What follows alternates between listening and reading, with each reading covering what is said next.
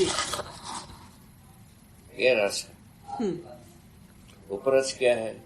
जल में लवण आता है, उपरस हो गया। अच्छा, लवण क्या होता है बाबा? लवण जो है ना, जो नमक।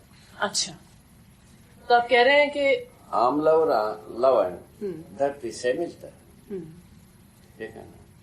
ये रस हुआ जी। और लवण और इससे दोनों से संयोग से जितने भी बनते हैं वो सब उपरस। लवण और आम्ल जल में आने के बाद दोनों दो प्रजाति की रस हो गए, आम्ल और क्षार। इसका प्रपोर्शन और मिलन के आधार पर अनेक उपरस हो जाते हैं।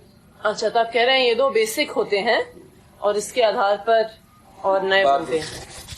अच्छा, मूल में जल जो बना, एक जलने वाला एक जलाने वाला, दोनों को मिलकर के प्यास बुझाने वाली बात हो गई। ठीक बात है। इतने ही तो ज्ञान है। इससे क्या हुआ, मनुष्य को क्या फायदा इस सूत्र से? जी। से पढ़ा योग का मतलब है मिलन। जी। मिलन के बाद दोनों में सुकृत परिणाम हो, इसके लिए इस सूत्र लिखा। जी।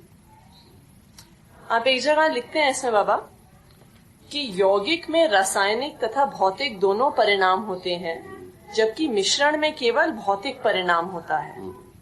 यहाँ पे भौतिक परिणाम और रासायनिक परिणाम, जैसा दूध में शक्कर मिला है जी, सावास हुआ, उसका जो है ना, जैसे दूध का रुचि था और शक्कर का रुचि था, दोनों मिलकर के तीसरे प्रकार की रुचि हुई, बस ऐसे। तो ये भौतिक परिणाम हुआ। भौतिक परिणाम। रासायनिक परिणाम क्या हुआ?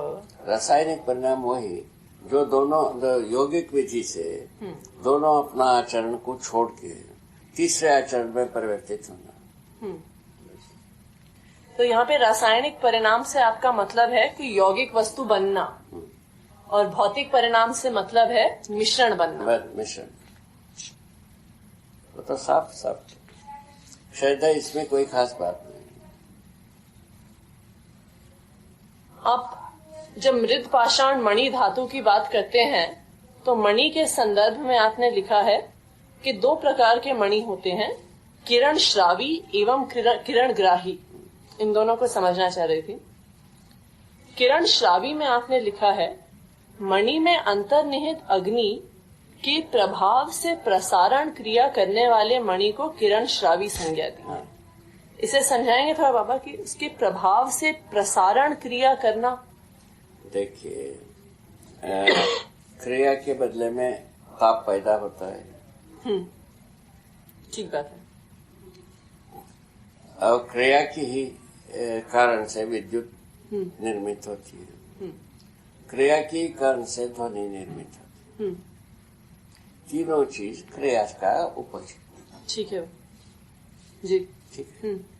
ऊर्जा संपन्नता इकाई में रहता है, बल संपन्नता, चुंबकीय बल संपन्नता बनाए रहता है। ठीक है। चार चीज हर एक में सामान्य रूप में विद्यमान है। ठीक है। उसमें जो है ना, ये जो मणि जो होती है न्यूनतम हल्के परमाणुओं का गठन है। अच्छा। ठीक है ना। इस गठन में अनेक परमाणु से अणु, अनेक अणुओं से एक मणि। जी।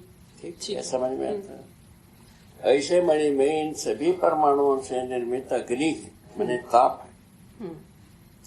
वो ताप का भाग जो है ना, यदि प्रसारित होना शुरू करता है उसको हम किरण कहते हैं। अच्छा। अभी जैसा बड़े से बड़े चीज सूरज और पाठक